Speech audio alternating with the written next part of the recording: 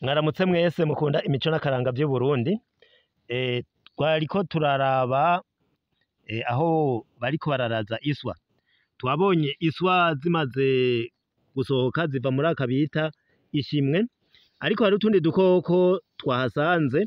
Utu duto duto batwita twa nyamuda. Hama tumaze kwigirwa haruguru twabonye itwo bita ibikenya.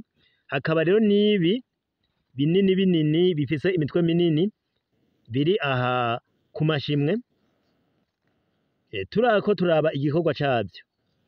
Ibinyamushinya ni nk'ivyo kurarira ya myango iswa ziserukamwo.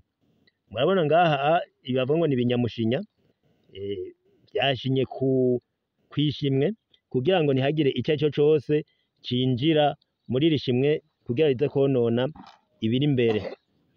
Tuvyihweje rero turabona yuko ibinyamushinya biba vyagavye kugira ngo ntihagire ikiza kwonona ngaha mu mugina.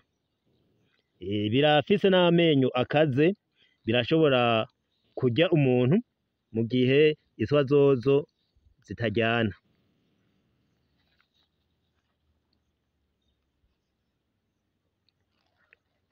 Murabona ngaha ingene vyatonze ku mwango, ku muryango w'ishimwe kugira ngo ntihagire ico arico cose cokwinjira.